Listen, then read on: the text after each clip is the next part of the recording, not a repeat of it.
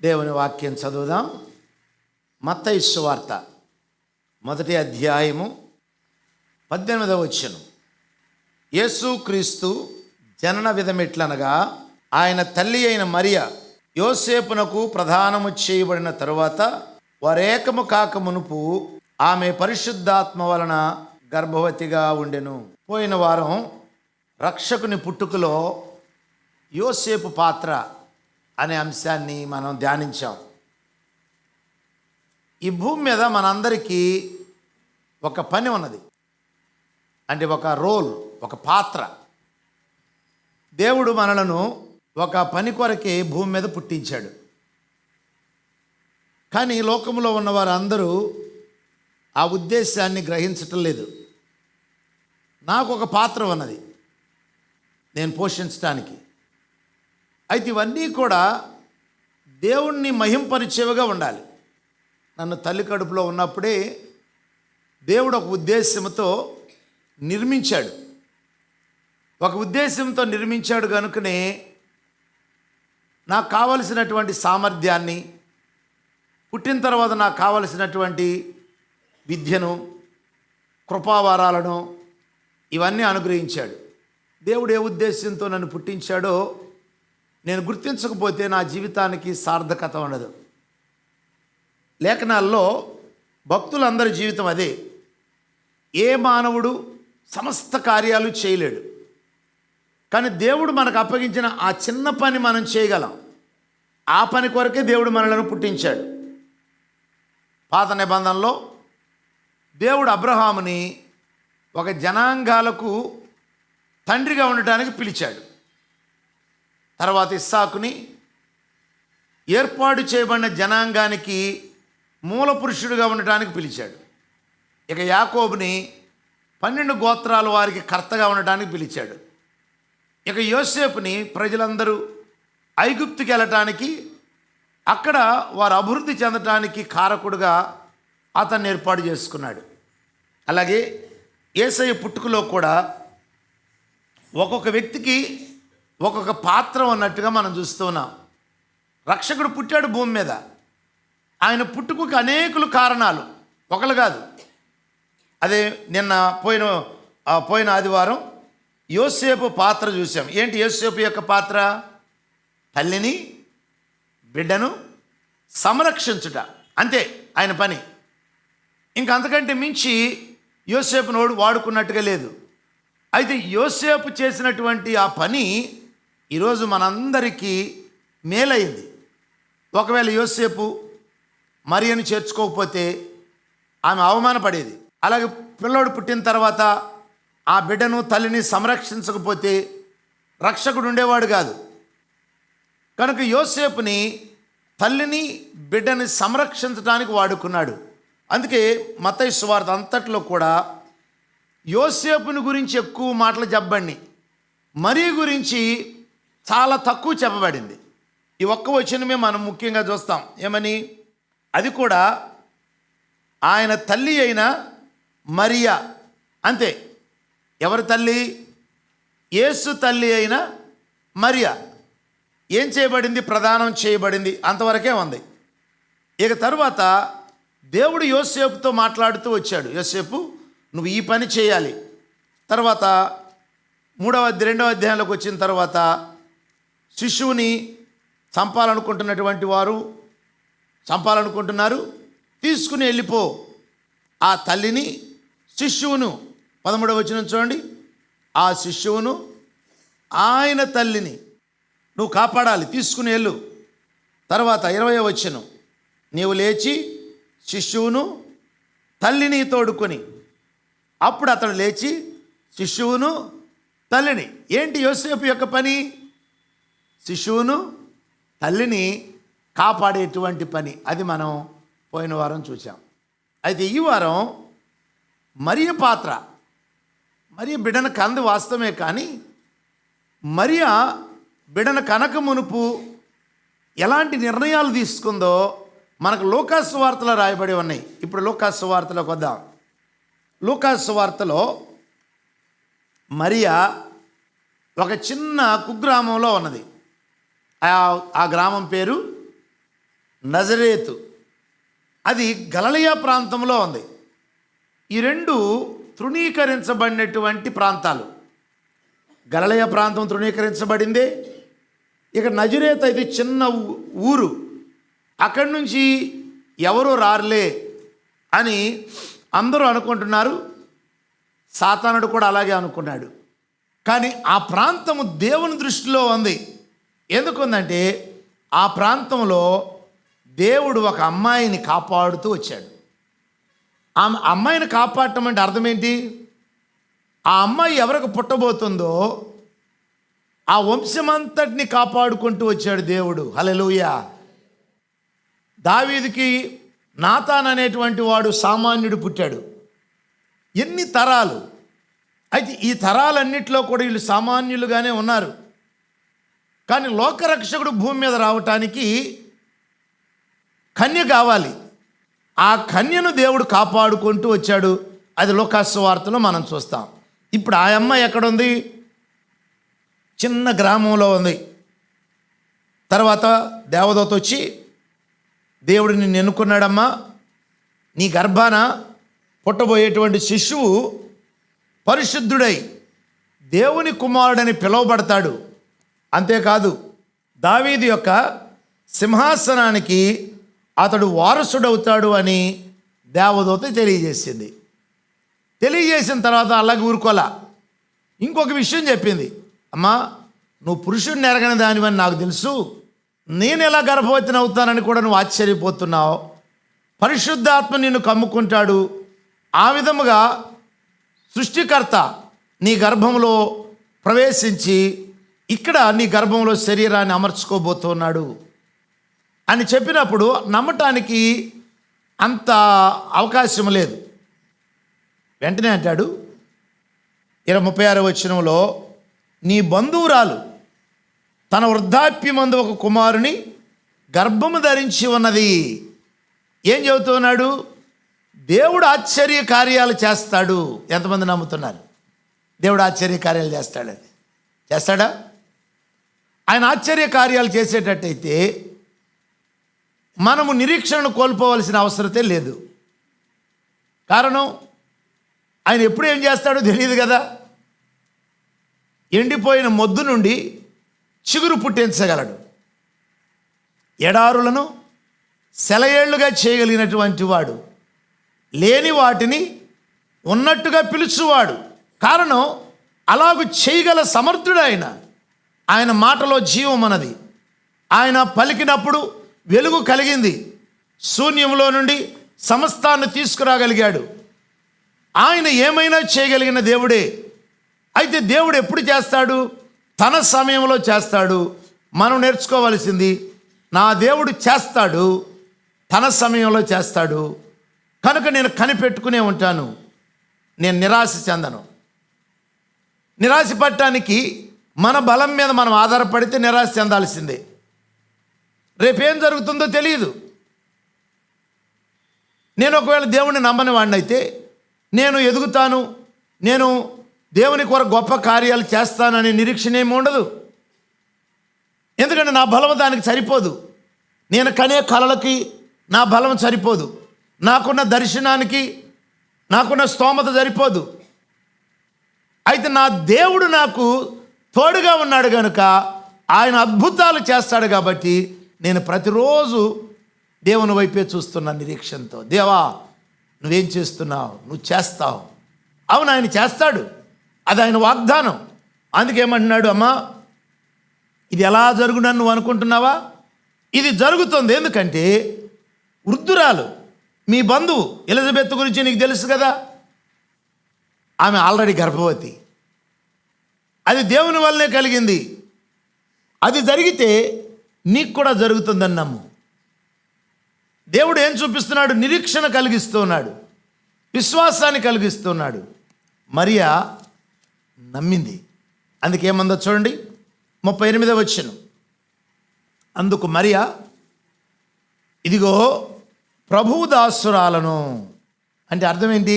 దాసురాలు ఎదురు మాట చెప్పదు. పూర్వకాలం ముఖ్యంగా దాసులు యజమానులకు ఎదురు చెప్పరు. దాసి కూడా ఎదురు చెప్పడానికి వీల్లేదు. వీళ్ళకి ఎక్కువగా స్వతంత్రత ఉండదు. ఆ యజమానులకే స్వతంత్రత ఉంటుంది. వారు ఏం చెబితే అది చేయాలి. కనుక ఈ బిడ్డ చిన్న ఆమె తన్ను తాను దేవుని చిత్తానికి సమర్పించుకున్నది. నేను ప్రభు దాసురాలను, నీ మాట చొప్పున నాకు జరుగునుగాక అనెను. ఆ మాట ఒకవేళ మరి అనకపోతే రక్షకుడు మరియ గర్భంలో పుట్టేవాడు కాదు. ఎవరి గర్భంలో పుట్టేవాడు? దేవునికి చాలా మార్గాలు ఉన్నాయి. భూమి మీద మరి ఒక్కతే ఉన్నదా? చాలామంది ఉన్నారు. కానీ మరియను దేవుడు ఏర్పరచుకున్నాడు. ఆ ఏర్పాటుకు తగ్గట్టుగా బిడ్డ లోబడింది. అది ప్రధానమైంది. మనందరి జీవితంలో కూడా దేవునికి ఒక సంకల్పం ఉన్నది. ఎంతటి గొప్ప సంకల్పమో చూడండి. ఎవరో ఒక అమ్మాయిని దేవుడు ఎలాగూ ఏర్పరచుకోలా.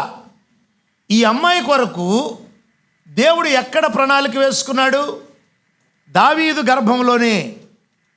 దావీదుకి సొలొమోను పుట్టాడు.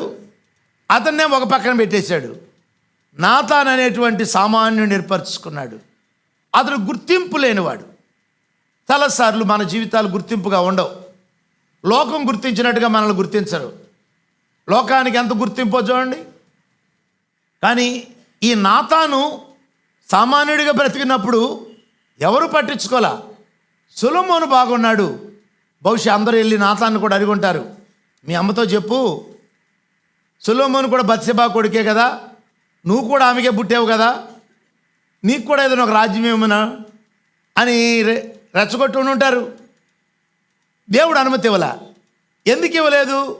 దేవుడు ఒకవేళ నాతానికి ఆ విధంగానే రాజరికాన్ని కానీ అనుమతిస్తే సాతానుడు కన్ను నాతాను మీద ఉంటుంది. కానీ దేవుడు అతన్ని సామాన్యుడిగా ప్రక్కన పెట్టాడు. తన ఉద్దేశాల నెరవేర్పు కొరకు, తన మహిమ కొరకు. కొన్నిసార్లు దేవుడు మనలను రహస్యంగా పక్కన పెడతాడు.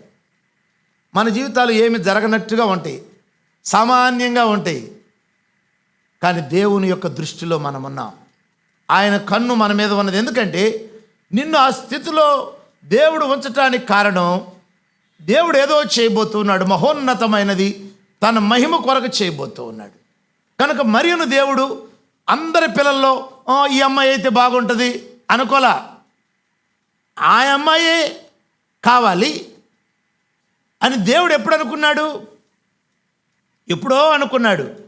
ఆమెను కాలక్రమంలో ఆయా ప్రాంతాల్లో ఉన్నటువంటి అమ్మాయిని, చివరికి యోదయ ప్రాంతంలో ఉన్నటువంటి అమ్మాయిని నజరేతు ప్రాంతానికి తీసుకెళ్ళాడు. ఎలా తీసుకెళ్ళాడు ప్రభు? వాళ్ళది యోదయ ప్రాంతం, బెత్లెహేము, దావీదుపురంలో ఉండాలి. దావీదుపురంలో లేదు, ఇప్పుడు ఎక్కడో ఒక చిన్న గ్రామానికి వెళ్ళిపోయింది. ఎలా వెళ్ళింది? వాళ్ళ తాత ఏదైనా కరువు వచ్చినప్పుడు అక్కడికి వెళ్ళాడేమో. ఆ కరువును కూడా అనుమతించడంలో దేవునికి ఒక ఉద్దేశం ఉంది. అక్కడికి వెళ్ళింది, ఆ బిడ్డ అక్కడే ఉంటుంది. అదే ఊరిలో సొలొమోను గర్భంలో నుంచి వచ్చినటువంటి యోసేపు కూడా ఉన్నాడు, అదే ప్రాంతంలో. వాళ్ళిద్దరికీ దేవుడు సంబంధాన్ని ఏర్పాటు చేశాడు. అది దేవుని ఏర్పాటు. మనమేమనుకుంటాం, ఏదో జరిగిపోయిందిలే. ఏదో జరిగిపోలా, దేవుని ప్రణాళిక ప్రకారమే జరిగింది. ఎందుకంటే మన జీవితము ఉన్నతమైనది. నా పట్ల దేవునికి ఒక మహోన్నతమైన ఉద్దేశం ఉన్నది. నేను దేవుని సంకల్పంలో ఉన్నాను, ఇది మర్చిపోవద్దు. నీ దృష్టిలో మేలు కలుగుతున్నట్టుగా ఉన్నా, కీడు జరుగుతున్నట్టుగా ఉన్నా, నీ హృదయము దేవుణ్ణి ఆనుకుని ఉంది అంటే అర్థం దేవుడు వీటిని తన మహిమ కొరకు నీ జీవితంలో అనుమతిస్తున్నాడు. సో మరియా చిన్న కుగ్రామంలో ఉంది. ఆమె అంది, నీ దాసురాలను నువ్వు అన్నట్టే నాకు జరుగునుగాక అనంగా అంతటా అంటే ఆ మాట ఆ పిల్ల ఎప్పుడైతే చెప్పిందో మరియా, అప్పుడు దూత దేవుని దగ్గరికి వెళ్ళిపోయాడు. దేవుడు అవన్నీ చూస్తున్నాడు. దూత మరలా తిరిగి దేవుని దగ్గరికి వెళ్ళి, ప్రభువా మరి ఇలా అంది అని చెప్పనవసరంలా. చెప్పాలా దేవునికి ఏమన్నా? అయినా దూత తన పని ప్రకారంగా చెప్పి ఉంటుంది ఏమని, ప్రభువా మరియకు నువ్వు చెప్పినట్టుగా చెప్పాను. గబ్రియేల్ ఏమంది మరియా, నీ మాట చొప్పున నాకు జరుగునుగాక అని చెప్పిందయ్యా. హల్లెలూయా. అసలు ఈ చిన్న బిడ్డను గురించి సర్వాధికారి అనే దేవుడు ఎంక్వైరీ చేయటం ఏంటి? విలువైనది మరియ విలువైనదైతే నువ్వు కూడా విలువైన దానివే. నేను విలువైన వ్యక్తిని. ఇక్కడ కూర్చున్న ప్రతి వ్యక్తి విలువైనటువంటి వాడు. కానీ మన విలువ దేన్ని బట్టి చూస్తాం? మనకున్న ఉద్యోగం, నెల జీతం ఎంత ఆస్తి సంపాదించాం, బ్యాంకులో ఎంత డబ్బు మూలుగుతుంది. కాబట్టి ఇప్పుడు ఎవరు లోకంలో ఘనులైన వారు ఎవరు? సెలబ్రిటీస్. అందరి దృష్టిని ఆకర్షించేవాళ్ళు. దేవుని దృష్టిలో వాళ్ళు కాదు, దేవుని చిత్తానికి సమర్పించుకునేవారు. హల్లెలూయా.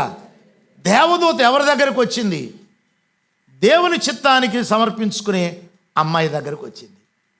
ఇక అమ్మాయి 39వ వచనంలో బయలుదేరి కొండసీమలకు వెళ్ళింది. ఇక్కడ ఒక అద్భుత విషయం ఏంటంటే, ఇప్పుడు ఏ వ్యక్తి కూడా గర్భవతి అయిన వెంటనే ఆమెకి తప్ప మరి ఎవరికి తెలియదు గర్భవతి అయినట్టుగా. బహుశా 5వ నెల నుంచి ఏమన్నా కొంచెం కడుపు కనపడుతుందేమో కదా, 5వ 6వ, అప్పటి వరకు సామాన్యంగానే ఉంటుంది. కానీ బిడ్డకి తెలిసిన విషయాన్ని ఎవరికీ చెప్పలా. ఎక్కడికి వెళ్ళింది? ఎలిజబెత్ దగ్గరికి వెళ్ళింది. 3 నెలలు అక్కడ ఉంది. అంటే ఆమె ఒక రకమైన పరిపక్వత బిడ్డ గర్భంలో వచ్చేంత వరకు ఒక ఆత్మీయమైనటువంటి దైవభక్తి కలిగిన ఒక వృద్ధురాలి ఆధ్వర్యంలో ఆమె సంరక్షించబడింది.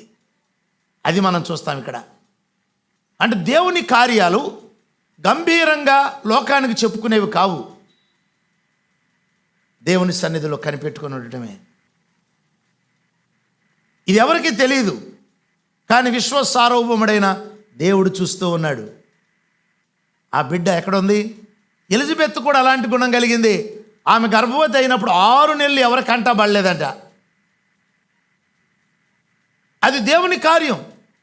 కానీ ప్రజలు నమ్మరు దేవుని కార్యాన్ని. దేవుడు ఎలాగ చేస్తున్నాడు అని ఎంతమంది నమ్ముతారు? ఒకవేళ నీ జీవితంలో మంచి జరిగినా నమ్మరు, చెడు జరిగినా చెప్పుకుంటారు, చెడుగా చెప్పుకుంటారు.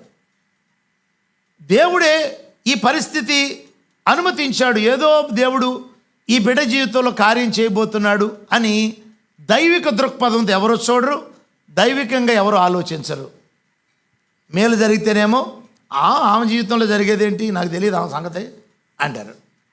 ఏదైనా కీడు జరిగితే నేను అప్పుడే అనుకున్నాను ఈమె ఇలా జరిగిద్దని, ఇలా నాశనం అయిద్దని అంటారు. సో ఇప్పుడు ఏది చేద్దాం? ఏది చేయొద్దు, కనిపెట్టుకునే ఉండు దేవుని దగ్గర. దేవుడు ఏం చేయబోతున్నాడు దాన్ని చూద్దాం. ఏం చేయబోతున్నాడు దేవుడు?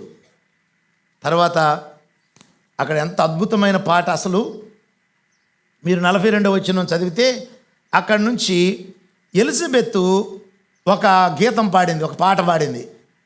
ఇక తరువాత 46వ వచనం నుండి మరియ దేవుణ్ణి స్తుతించింది. ఈ వచనాలు ఒక సామాన్యమైన చిన్న అమ్మాయి, టీనేజర్ పలికే పలుకులు కాదు. కానీ ఆమె ఆత్మపూర్ణురాలై దేవుణ్ణి ఆ విధంగా స్తుతించింది. అంతేకాదు ఆమె జీవితంలో ఉన్న మరి ఒక పరిపక్వమైనటువంటి ఆలోచన, ఆ దైవికమైనటువంటి గుణం ఏంటంటే, తనకి దేవుడు ఏమైతే చెబుతూ ఉన్నాడో వాటన్నిటినీ కూడా తన హృదయంలో భద్రపరుచుకుంటూ వచ్చింది. వాక్యం చదువుదాం. 2వ అధ్యాయంలో శిశువు పుట్టాడు. తర్వాత గొర్రెల కాపర్లు ఆ శిశువుని చూచి దేవుణ్ణి స్తుతించారు. వాళ్ళు తిరిగి వెళ్ళిపోతూ అందరికీ చెప్పారు. వచ్చిన వాళ్ళందరూ ఆ బిడ్డను చూచి దేవుడు ఆ బిడ్డకి గురించి ఏమైతే బయలుపరిచాడో అవన్నీ చెప్పటం మొదలుపెట్టారు. ఎవరు వింటున్నారు? మరీ వింటుంది. చూడండి ఇప్పుడు 13వ వచనం లేక 19వ వచనం. అయితే 2:19 మరియా ఆ మాటలన్నీ తన హృదయములో తలపోసుకోవటం అంటే పాండరింగ్ అని ఉంది ఇంగ్లీష్లో. అంటే ఆమె బిడ గురించి వచ్చిన వాళ్ళందరూ ఆ బిడ్డను చూచి గొర్రెల కాపరులు అన్నారమ్మా, మాకు దేవదూత ప్రత్యక్షమైంది, మేము పొలంలో ఉన్నప్పుడు లోకరక్షకుడు పుట్టాడు, మీరెళ్ళి చూడండి అని ఆ దేవదూత చెప్పింది అని ఒకడు అన్నాడు. అంతలోకి ఇంకొకడు ఏమన్నాడు, ఒక్క దేవదూత కాదురా, సైన్య సమూహం వచ్చి సర్వోన్నతమైన స్థలములలో దేవునికి మహిమ తనకిష్టులైన ప్రజలకు భూమి మీద సమాధానము కలుగునుగా కానీ ఒక పెద్ద కోరస్ పాడినట్టుగా పాడుతూ ఉన్నారు. ప్రతి వ్యక్తికి దేవుడు ఒక పని అప్పగించాడు. మరియా మరొక సామాన్యమైన అమ్మాయి. అక్కడికి వచ్చి ఈ దూతలు గొర్రెల కాపర్లు అన్నారు, దేవదూత సమూహం కూడా వచ్చిందమ్మా. ఆ చీకటిలో, అది చీకటి నిశ్చిత రాత్రి, గొర్రెల కాపర్లు అక్కడ దీపాలు ఏముంటాయి, కరెంటు లేదు ఆ కాలంలో. అందుకే ఏముందంటే దేవదూత వచ్చినప్పుడు వారి చుట్టూ వెలుగు ప్రకాశించిందంట, దేవుని మహిమ ప్రకాశించింది. ఆ మహిమను చూడగానే భయపడారు వీళ్ళందరూ. ఈ మాట అవగానే వీళ్ళు నమ్మారు. అవునా, లోకరక్షకుడు పుట్టాడు అనగానే అవును పుట్టింది లోకరక్షకుడే, కావాలంటే చూడండి అని దేవదూత సమూహం వచ్చింది. ఇప్పుడు దేవుడు విశ్వాసాన్ని ఎలా పుట్టించాడు చూడండి.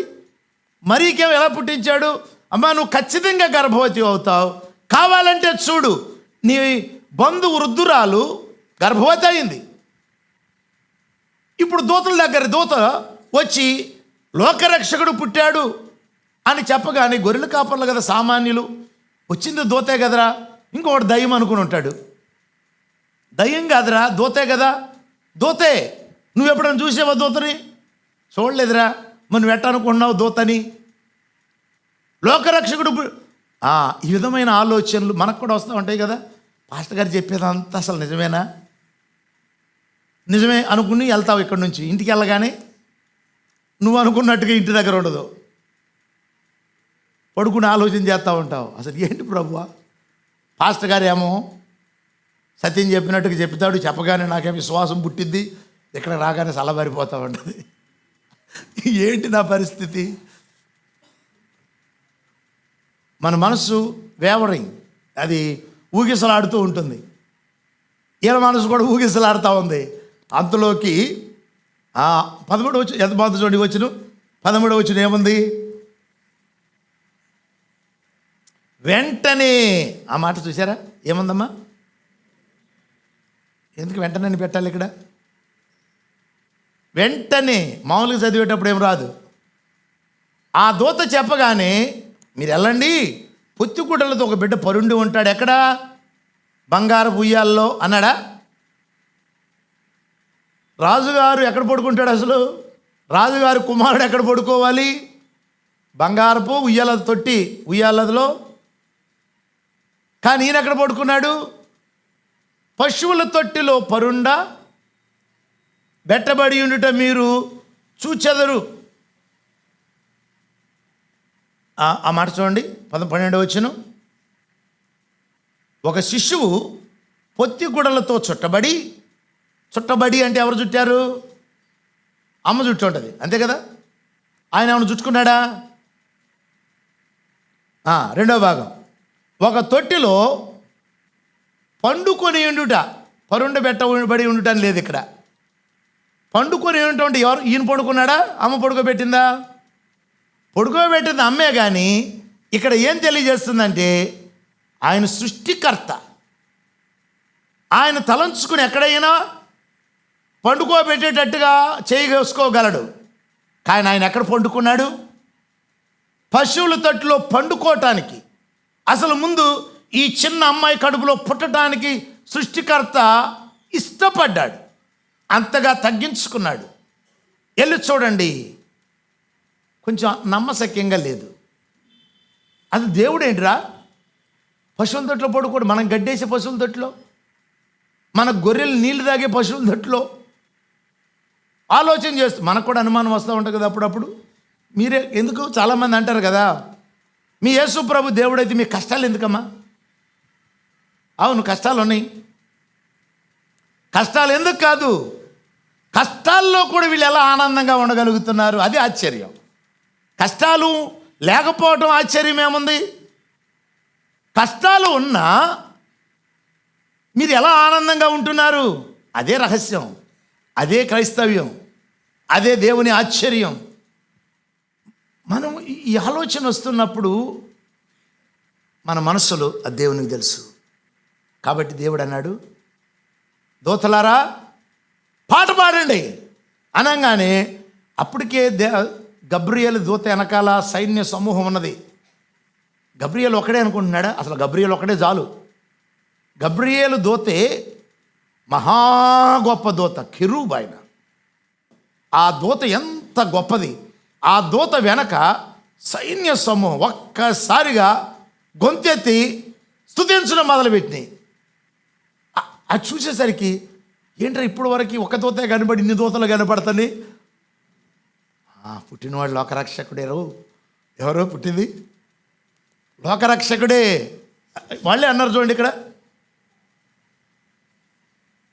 15వ వచనం, ఆ దూతలు తమ యొద్ద నుండి, అంటే దూతలు కనపడినే లేవా? గబ్రియేలు ఒకడే కనపడ్డాడు, దూతలు కూడా కనపడివా? కనపడి తమ యొద్ద నుండి పరలోకమునకు వెళ్ళిన తర్వాత ఆ గొర్రెల కాపరులు జరిగిన ఈ కార్యమును ప్రభువు మనకు తెలియజేయించి ఉన్నాడు. హల్లెలూయా.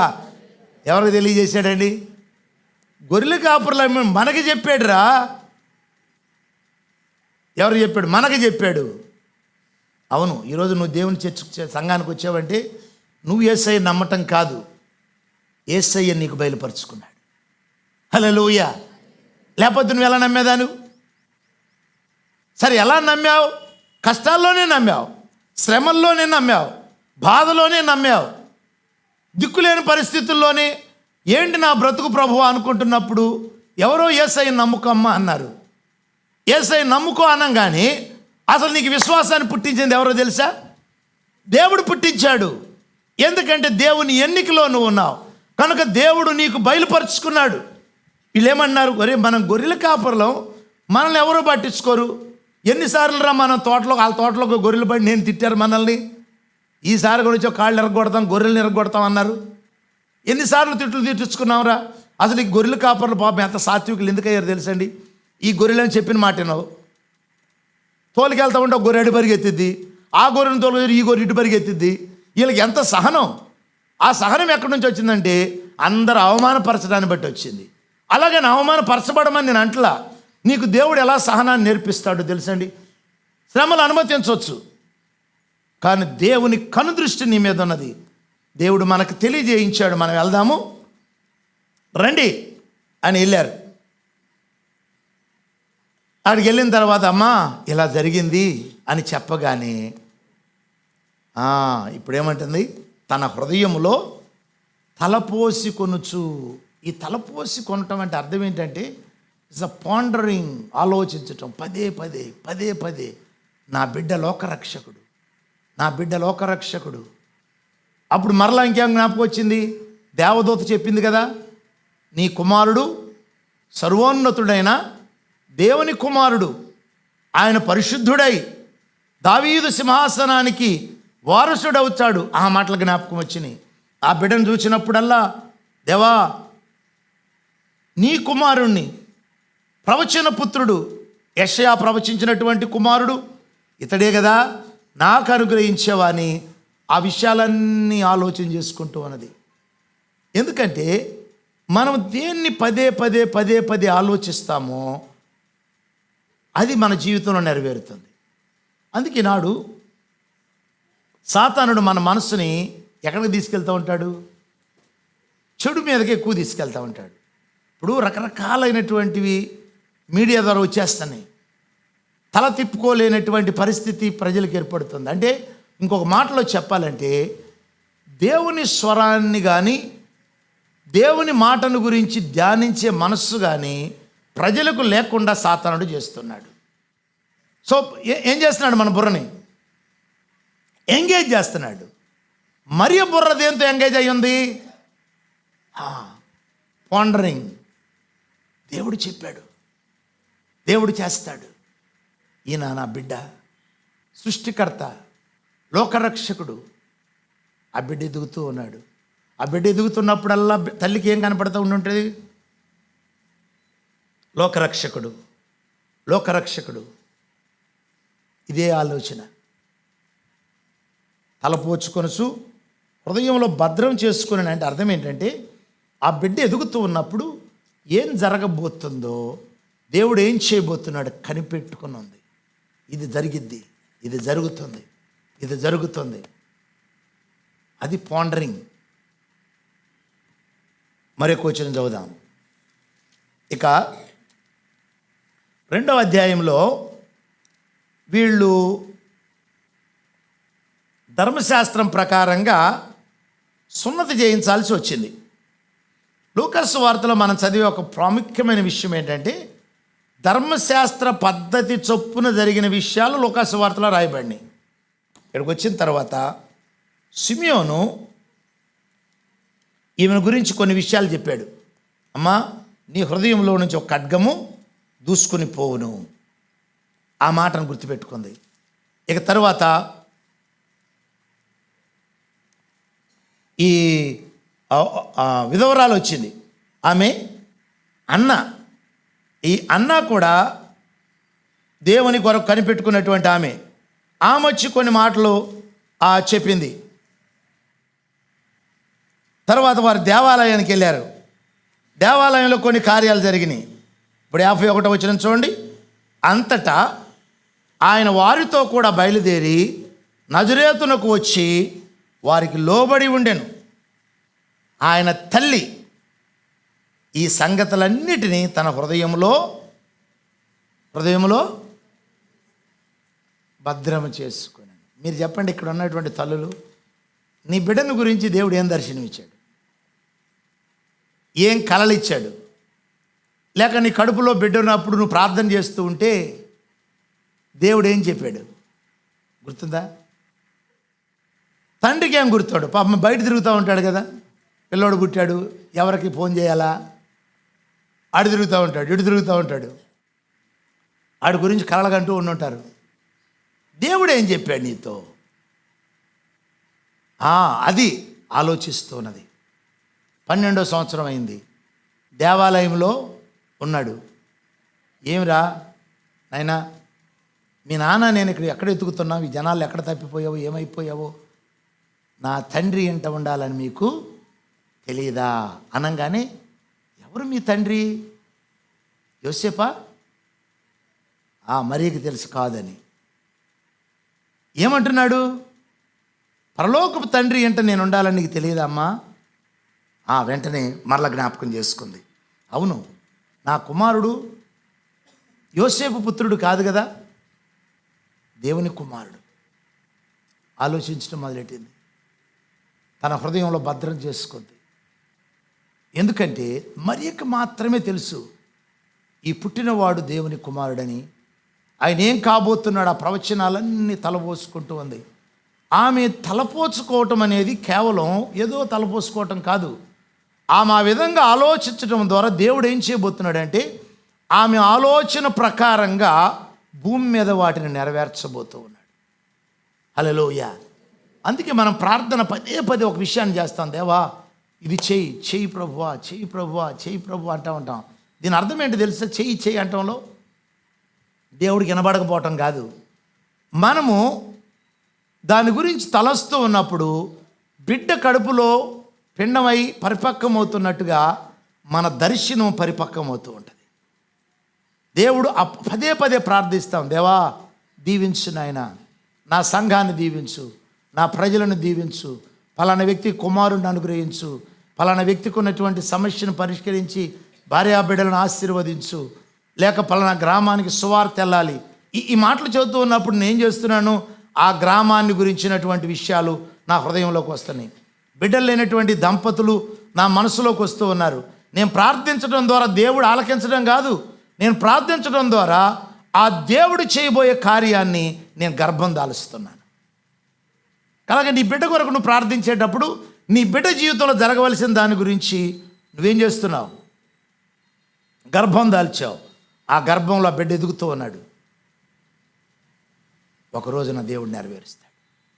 ఎంతమంది నమ్ముతున్నారు? హల్లెలూయా. మరి అది తలపోచుకొని భద్రం చేసుకునేను తర్వాత యేసయ్య భూమి మీద పుట్టడం, ఆయన ఎదగటం, ఆయన మానవ జాతి కొరకు మరణించటం మనం చూద్దాం. అయితే మరియ పాత్ర ఏంటి? ఒకటే పని, రక్షకుడికి తల్లి కావటం. అవమానాలు వచ్చి నిలబడటం. ఆమె నిలబడింది, దేవుని మాటలు నమ్మింది, మనుషుల అవమానాలను పట్టించుకోలే. కనుక మరియ పాత్ర ఏంటంటే ఆ రక్షకుడిని గర్భం ధరించి భూమి మీద కని ఆ పిల్లవాడు పెద్దవాడు అయ్యేదాకా ఆ బిడ్డను కాపాడటం. అదే పని చేసింది. తర్వాత వెళ్ళిపోయింది. నీకు నాకు కూడా ఒక పాత్ర ఉంది. అలాగే సంఘంలో నీకు ఒక పని ఉంది. నేను మీ కాపర్ని. సంస్థలో నాకు ఒక పని ఉంది. నేను ఒక సూపరింటెండెంట్ని. ఒకరోజు వెళ్ళిపోతాను. అయితే నేను వెళ్ళే ముందు దేవుడు నాకు అప్పగించిన పనిని సంపూర్ణంగా నెరవేర్చాలి. సంఘంలో మీలో కొంతమంది ప్రార్థన చేసేవాళ్ళు ఉన్నారు. అది దేవుడు నీకు అప్పగించిన పని. కేర్సెల్ లీడర్స్ ఉన్నారు, సంఘ పెద్దలు ఉన్నారు, కీబోర్డ్ ప్లే చేస్తున్న వారు ఉన్నారు, డ్రమ్స్ ప్లే చేస్తున్న వారు ఉన్నారు, మీడియా కసులు ఊడ్చేవాళ్ళు ఉన్నారు. ఇవన్నీ నేను చేయలేను. మనందరికీ ఒక పాత్ర ఉంది. ఆ పని చేసి మన ఇంటికి మనం వెళ్ళిపోతాం ఒక రోజున. అయితే మనం చేసిన పని వలన అనేకులు దీవించబడబోతున్నారు. దేవుని నామానికి మహిమ కలుగుతుంది. అయితే పరలోకంలో మనకి గొప్ప బహుమానాలు దేవుడు ఇవ్వబోతున్నాడు. అంతేకాదు నిరంతరం మనం దేవునితో ఉండబోతూ ఉన్నాం. కనుక నీ పాత్ర ఏంటి? దాని మీదే మనసు పెట్టు. నాకు అది లేదు ఇది లేదు అనుకోవద్దు. నీకు బిడ్డలను ఇచ్చాడు దేవుడు, ఆ బిడ్డలను దేవుని కొరకే పెంచు. సామాన్యురాలువా, బాధపడద్దు. అవును, దేవుడు మనల్ని ఈ స్థితిలో ఉంచాడు, మనల్ని కాపాడుతూ. నాకు ఒక పాత్ర ఉన్నది, నాతాను వలె. సొలొమోనుకు ఒక పాత్ర ఉన్నది. ఈ హ్యాజ్ హిజ్ రోల్. ఈయన పాత్ర వేరు, మరియ పాత్ర వేరు. యోసేపు పోషించవలసింది కాపాడటం, మరి పోషించేది బిడ్డని కంటాం. బిడ్డను కన్న తర్వాత ఎక్కడికి పారిపోద్ది?